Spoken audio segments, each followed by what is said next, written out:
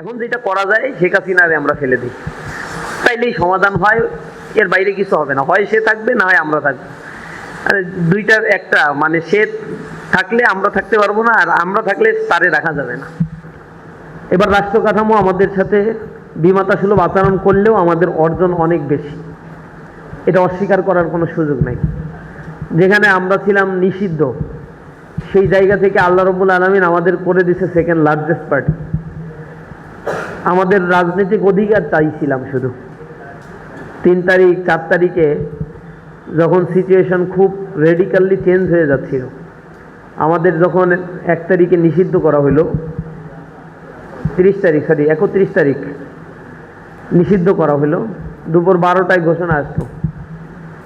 ওই দিন সকালে আমি মিটিং করছিলাম জামাতের সাথে, তো মিছিল মিটিং চলতেছে, সকালে ফজরের পর থেকে সেক্রেটারিয়েট মিটিং শুরু হয়েছে। মিটিং শুরু হওয়ার ওই সময়ে জামাতের মিটিং, প্রতিদিন সকালেই জামাতের মিটিং হতো। মিটিংয়ে হয় আমি যেতাম, না হয় সেক্রেটারি জেনারেল যেত, ম্যাক্সিমাম টাইমে আমি যেতাম। তো যেদিন নিষিদ্ধ হয় ওই দিনও বাই চান্স আমি সকালবেলা মিটিংয়ে আকন ভাই, তারপরে এটিএম মাসুম ভাই, আরও যারা মোটামুটি জেলের বাইরে ছিল তারা সবাই মিটিংয়ে ছিল। সে সময় আমাদের কথাবার্তা হচ্ছিল কি হবে, শেখ হাসিনা যাবে কি না, নিষিদ্ধ আমাদের করতে পারে কি পারে না। তো 12টায় যখন নিষিদ্ধ করে দিল, তখন আমরা সবাই বিদায় নিলাম পারস্পরিক, যে আর কোনোদিন দেখা হয় কিনা জানি না, কারণ এখন তো আমাদের ক্রস ফায়ার দেবে, অথবা আমাদের শহীদ হয়ে যাবে, বা এর আগে যাদের শহীদ করা হয়েছে একই ট্রাইব্যুনালে আমাদের বিচার করেও আমাদেরকে শহীদ করবে। এরকম একটা অনুভূতি নিয়ে আমরা পারস্পরিক মোটামুটি কোলাকুলি করে কান্নাকাটি, সবাই বলল আফসোস, ইসলামী ছাত্র শিবির তার জনশক্তি হিউজ ত্যাগের নজরানা পেশ করতে হবে এখন। তো যাই হোক, আমরা গেলাম মিটিং সেরে, আমি যাই আবার মিটিংয়ে ঢুকলাম, সেক্রেটারিয়েট মিটিংয়ে। তখন আমাদের বিভিন্ন আলোচনা হচ্ছে, কোনো সেক্রেটারির গায়েই নিচ্ছে না যে তাদের নিষিদ্ধ করা হয়েছে, এরপরে ধরলে যে তাদেরকে ফাঁসি দেবে। আমরা মিটিং 1টার দিকে সিদ্ধান্ত হইল মিটিং পোস্টপোন। এখন সামনে শাখা নিয়ে চিন্তা করতে হবে সবাইকে সেভ করা যায় কিভাবে। মেসেজিং করতেছি উপজেলা পর্যায় পর্যন্ত, ইউনিয়ন পর্যায় পর্যন্ত, আমাদের দায়িত্বশীল যারা আছে সবাইকে এখন গা ঢাকা দিতে হবে, এলাকা ছাড়তে হবে, নানা ধরনের পরামর্শ, 7-5 অনেক কথা। এর মাঝখান থেকে হঠাৎ কথা উঠলো, ভাই এগুলো করে কোনো লাভ নাই, এগুলোতে লুকানো যাবে না, এখন মোবাইলের যুগ, অনলাইনের যুগ, এখন যেটা করা যায় শেখ হাসিনারে আমরা ফেলে দিই, তাইলেই সমাধান হয়। এর বাইরে কিছু হবে না, হয় সে থাকবে না হয় আমরা থাকবো। আরে দুইটার একটা, মানে সে থাকলে আমরা থাকতে পারবো না, আর আমরা থাকলে তারে রাখা যাবে না। তো সিদ্ধান্ত হইলো ঠিক আছে, ডু অর ডাই। এরপরে ঢাকা শহরকে 12টা ভাগে ভাগ করলাম। মিটিং হইলো 4 জন মিলে, আমরা মিটিং করে সাদিক এম, সেক্রেটারি জেনারেল, আমি, আমাদের তৎকালীন মিডিয়া সম্পাদক, প্রচার সম্পাদক, এনারা বৈশা, সাহিত্য সম্পাদক, এনারা বৈশা 12টা ভাগে ভাগ করলাম। 12 ভাগের কোন সেক্রেটারিয়েট কোন জায়গার কমান্ডারের ভূমিকা পালন করবে সেটা ঠিক করা হইল। প্রবেশ পথগুলোকে ব্লক করা, প্রচণ্ড আন্দোলন গড়ে তোলা, বঙ্গভবন গণভবনে যে কোনো মূল্যে দখলে নেয়া।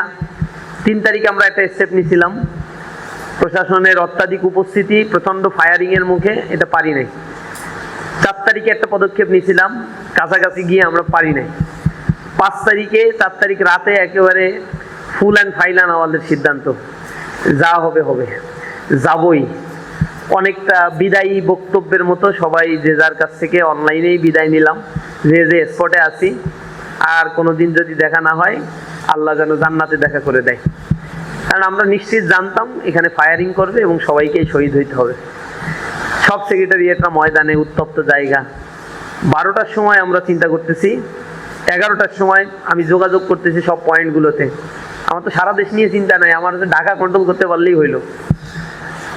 সকালে অনলাইন পাচ্ছিলাম না, অফলাইনে কথা বলা যাচ্ছিল। সকাল 10টা থেকে 11:30 পর্যন্ত অনলাইনে, অফলাইনে বিভিন্ন পয়েন্টে কথা বলতেছি।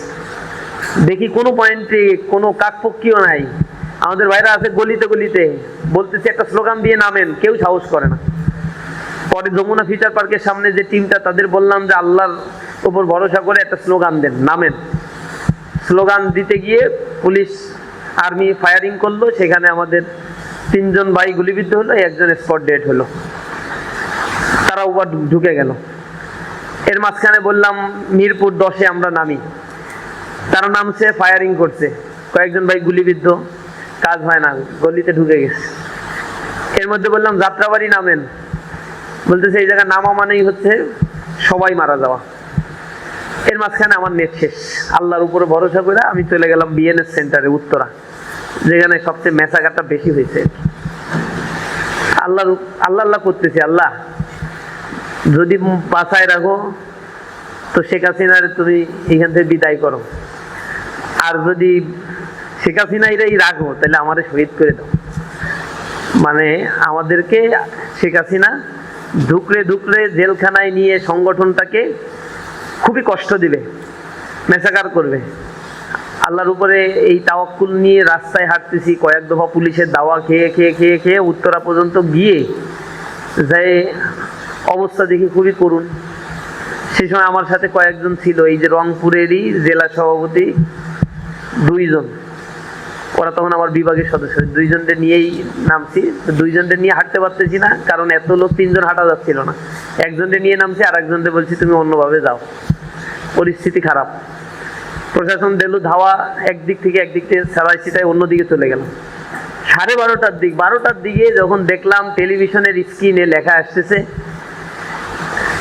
আর্মি ব্রিফিং করবে, তখন পাইলাম সাহস। এর মধ্যে শুনলাম যে যাত্রাবাড়ি থেকে নামছে, আমরাও তখন উত্তরা থেকে মিছিল শুরু করে দিলাম, আর পঙ্গপালের মতো চারিদিক থেকে মানুষ আসছে। এই যে যাত্রাটা শুরু আর শেখ হাসিনার পালানো, এটা এক অভিনব বিষয় ছিল। এখন আমরা এই সময়টায় কি আল্লাহর কাছে চাইতাম হচ্ছে আল্লাহ রাজনীতি করার অধিকারটা দাও, বাইচে থাকার অধিকারটা দাও বাংলাদেশ। আল্লাহ সেই জায়গা থেকে আমাদেরকে বলছে শুধু বাঁচার না, তোমাদেরকে ক্ষমতায়িত করব। আমি দুর্বলদেরকে সূরা কাসাসের মধ্যে যেটা আল্লাহ বলছেন প্রথম রুকুতে, ওয়ানাজআলাহুম আইম্মাতা ওয়ানাজআলাহুমুল ওয়ারিসিন, আমি তোমাদেরকে নেতা বানাবো। আল্লাহ বলছেন না ওয়ানামুন্না আলাল্লাযীনা ইসতুদঈফু ফিল আরদ, যারা দুর্বল করে রেখেছিল এই জমিনে, যাদের কোনো অধিকার দেয়া হতো না, যাদেরকে দলে উপদলে ফেরাউন বিভক্ত করে রেখেছিল, আমি চেয়েছিলাম তাদেরকে ক্ষমতায়িত করতে। এবং আমার ফয়সালাই চূড়ান্ত, আল্লাহর ফয়সালা চূড়ান্ত হয়ে গেছে। মুসা আলাইহিস সালাতু ওয়াস সালামকে আল্লাহ ক্ষমতায়িত করেছিলেন।